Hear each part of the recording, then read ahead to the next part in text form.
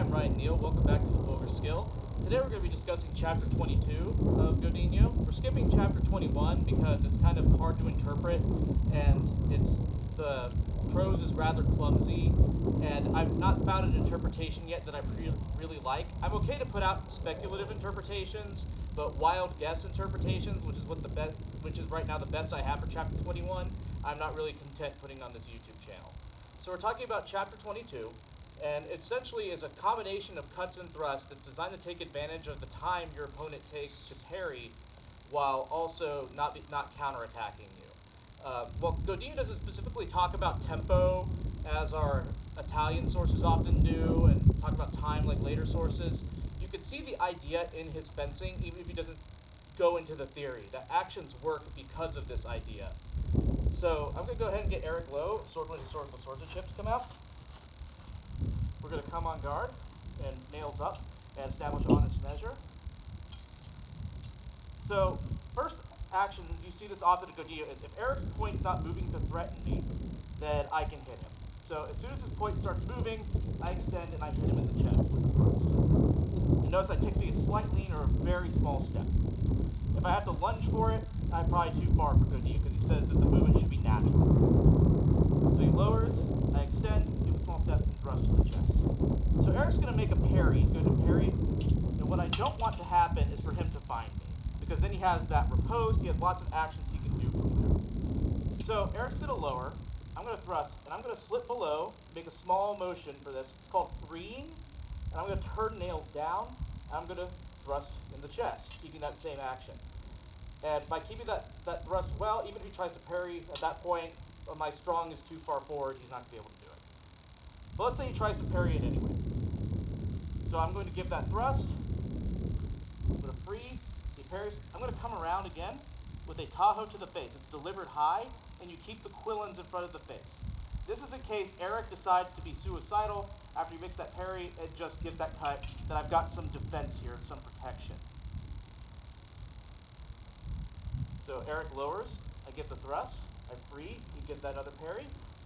I come now, and then I come here, and then he tries to parry this cut, and I finish with a reverse. So part of what makes this action tick better, because fighting in the pocket like this gets extremely dangerous, because he can always just choose to be suicidal and attack into you. There's two things. One, that your quillins stay in front of your face on these cuts. He doesn't say they have to be horizontal, but he says they're delivered high with the quillins in front of the face. So you can have an angle, but keep the quillins in front of the face. The other thing that makes it work better is when he lowers, I step a little offline to get my thrust with a very small step. So that even if I screw up and miss, if Eric extends and I square, I can at least kind of be out of his range.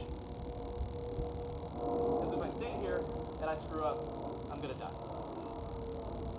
So if he parries that, I step offline again, and I give this thrust to his chest.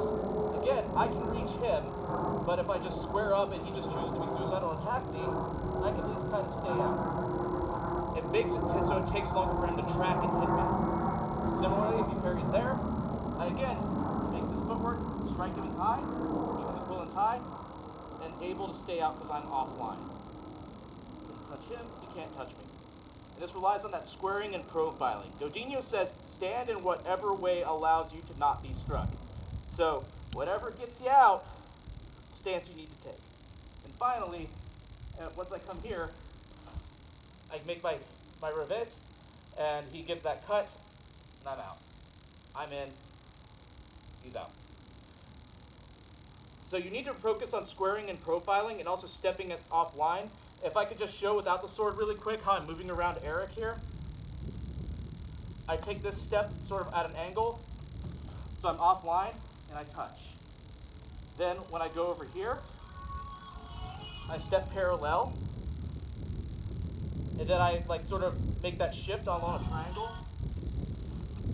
I touch. Eric makes a parry again, parallel, triangle, touch. And again, parallel, triangle, touch. Notice how I was out when he swung that sword too. So even when I'm moving and I keep my guard high, if I keep it parallel, there's that point where I'm out and back in.